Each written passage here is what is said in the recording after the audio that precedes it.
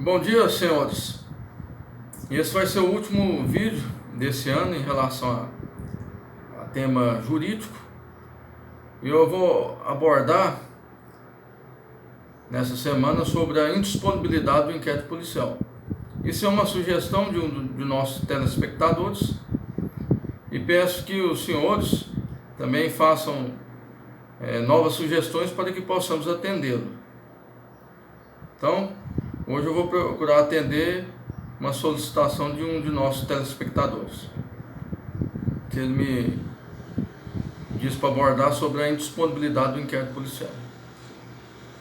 Então vamos para a seguinte indagação. O inquérito policial ele é de fato indisponível?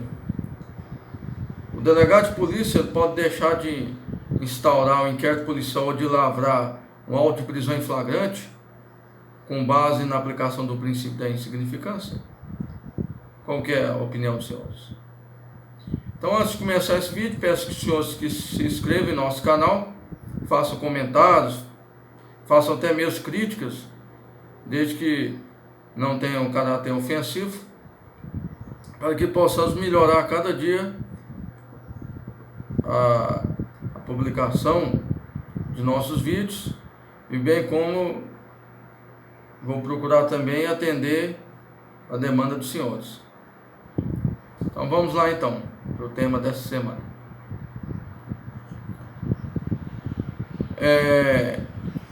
Indisponibilidade. Indisponibilidade é uma das principais características que possui o inquérito policial. E esse princípio, ele encontra fundamento no artigo 17 do Código de Processo Penal, que reza que a autoridade policial não poderá mandar arquivar autos de inquérito policial. Então, com efeito, a autoridade policial não tem disponibilidade sobre o inquérito policial. Ou seja, o delegado de polícia ele não tem atribuição para pedir o arquivamento do inquérito policial, uma vez que essa atribuição é do Ministério Público, que é o titular da ação penal pública. Então, vamos lá. Não obstante, o delegado de polícia pode arquivar, por exemplo, um boletim de ocorrência. O que é um boletim de ocorrência? Um boletim de ocorrência constitui declaração sobre determinado fato, geralmente um fato criminoso. Então, caso o delegado de polícia receba notícia de fato, ou seja, há um registro de um boletim de ocorrência que narra, por exemplo, um dano culposo, fato manifestamente atípico, o delegado de polícia, nesse caso, ele pode mandar arquivar o boletim de ocorrência, uma vez que o fato que foi narrado nesse boletim ele é manifestamente atípico.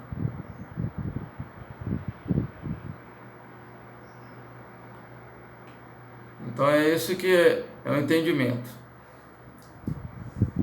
Então, suponhamos que um delegado de polícia, após a instauração de um inquérito policial, ao fazer o relatório final, no encerramento das investigações, ele entenda que o fato é manifestamente atípico em razão da incidência do princípio da insignificância, que exclui a tipicidade material, como por exemplo o furto de uma caixa de bombons. Ou então o delegado entenda que o fato a manifesta causa excludente de licitude, como por exemplo manifesta legítima defesa, ou então que há uma manifesta causa excludente de punibilidade, como por exemplo a prescrição. Nesse caso, embora o delegado de polícia ele não possa pedir o arquivamento do inquérito policial, ele pode sugerir ao Ministério Público o arquivamento com base nesses fundamentos, de forma motivada. Uma vez que o delegado de polícia ele pode fazer essa análise técnico-jurídica do fato, nos termos da Lei 2.830 de 2013. Então, estou querendo dizer aos senhores, não é que o delegado ele vai mandar arquivar os autos de inquérito policial com base na manifesta tipicidade material do fato, significância, ou no caso da inquestionável legítima defesa, excludente de licitude, ou caso seja aplicada a prescrição, excludente de punibilidade, nesse caso o delegado ele não vai pedir o arquivamento do inquérito policial, mas sim vai sugerir no relatório final ao Ministério Público para que o faça. E essa sugestão pode ser ou não acatada pelo órgão do Ministério Público. Então, após fazer essa sugestão, concluído o relatório, o delegado de polícia deve encaminhar os autos ao juiz. Está no artigo 10, parágrafo 1º do Código de Processo Penal. Artigo 10, parágrafo 1º. A autoridade fará minucioso relatório do que tiver sido apurado e enviará os autos ao juiz competente. Mas no caso desse entendimento, esse artigo vai se aplicar entre a tramitação do inquérito policial entre a Polícia Civil Estadual e o Ministério Público Estadual. Uma vez que no Ministério Público, no que tange a tramitação do inquérito policial entre a Polícia Federal e o Ministério Público Federal, essa tramitação é direta nos termos da... Isso está na Resolução 63/2009 do Conselho da Justiça Federal. Essa resolução estabelece a tramitação direta entre o inquérito policial e o que é relatado pela Polícia Federal e o Ministério Público Federal. Então tem essas duas situações distintas.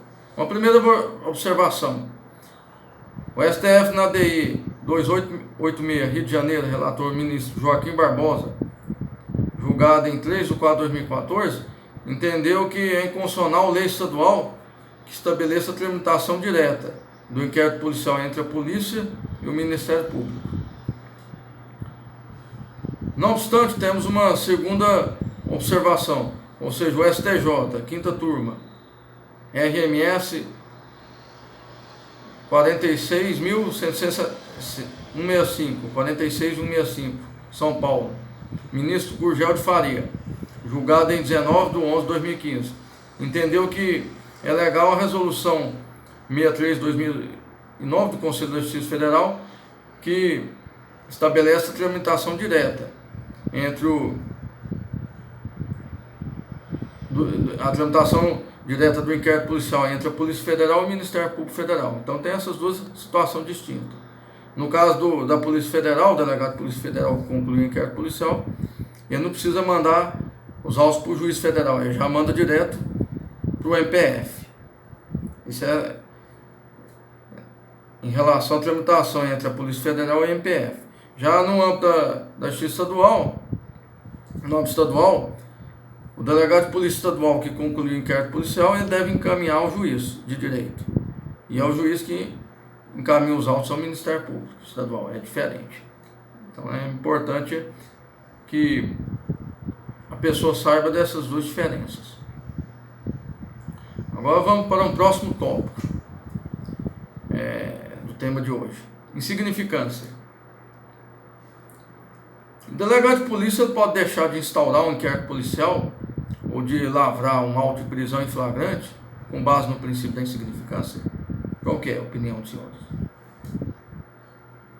Uma primeira corrente entende que sim, ou seja, o delegado de polícia, como ele tem a atribuição de fazer a análise técnica, jurídica do fato, ele pode deixar de instaurar um inquérito policial ou até mesmo de lavrar uma auto de prisão em flagrante, caso reconheça o princípio da insignificância, ou seja, um caso de manifesta tipicidade material, como por exemplo um investigado primário que furta um pirulito em um supermercado.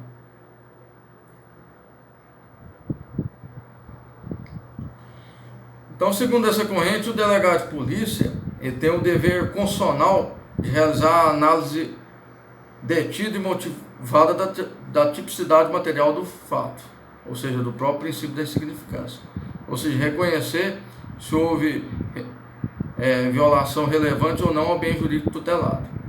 Isso nos termos do artigo 2º, caput, parágrafo 6º da Lei 2.830 de 2013, que fala, o artigo 2º, as funções de polícia judiciária e apuração de infrações penais exercidas pelo delegado de polícia são de natureza jurídica essenciais exclusivos do Estado. Parágrafo 6º.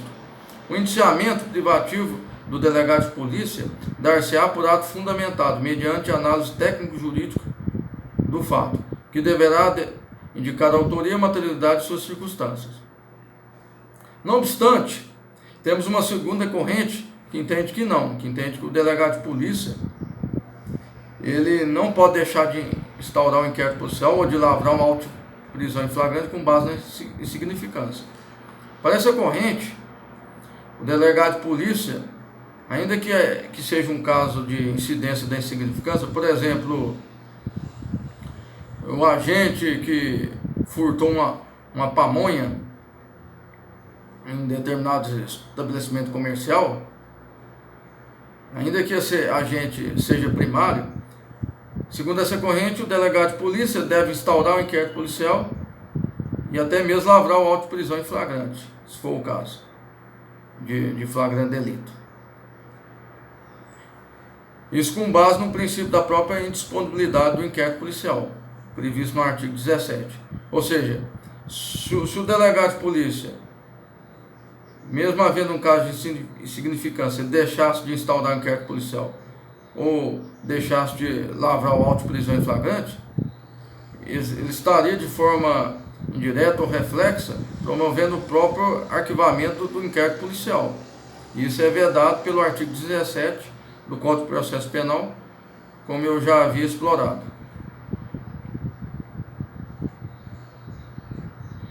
Eu entendo, agora eu vou dar a minha opinião pessoal, eu entendo que a posição mais correta é da segunda corrente, ou seja, o delegado de polícia, ainda que ele reconheça a incidência do princípio da insignificância, ele não pode deixar de instaurar o inquérito policial e também não pode deixar de lavrar o auto de prisão em flagrante. Isso com base na indisponibilidade do inquérito policial. Porque se ele fizesse isso, o delegado de polícia, eu entendo que ele estaria promovendo um arquivamento indireto do inquérito policial, que é vedado pelo artigo 17 do Código de Processo Penal.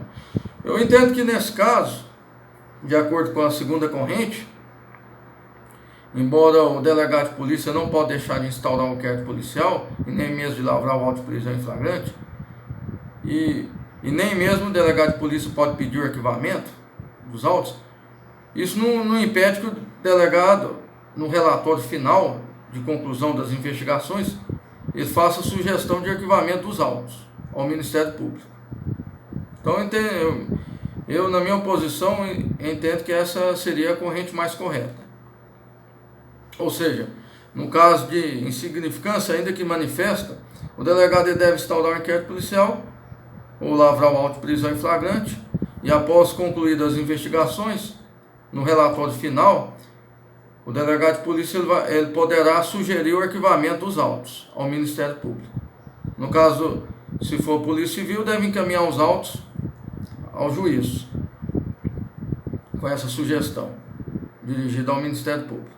E no caso, se tratar de um delegado de Polícia Federal, concluídas as investigações, ele deve encaminhar os autos de inquérito policial ao Ministério Público Federal. Então esse ponto está vencido.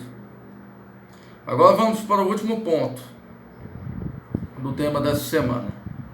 Agora nós vamos tratar do arquivamento do inquérito policial, com base no contexto que estamos explorando. Então, suponhamos que o agente ele furta, por exemplo, uma bola de gude em um supermercado e seja preso em flagrante. Eu entendo que nesse caso, o delegado de polícia deve lavrar o auto de prisão em flagrante e fazer a sugestão de arquivamento dos autos na conclusão da investigação desse próprio auto de prisão em flagrante. Isso no relatório. Então, nesse caso, o delegado de polícia, se for um delegado de polícia civil, vai encaminhar os autos ao juiz, e o juiz, por sua vez, encaminha os autos ao Ministério Público. Recebidos os autos pelo promotor de justiça estadual,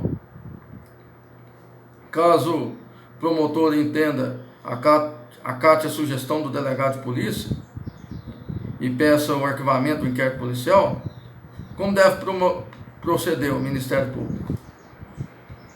Ou seja, no caso de arquivamento do inquérito policial, com o advento do pacote anticrime, houve alteração do artigo 28 do Código de Processo Penal.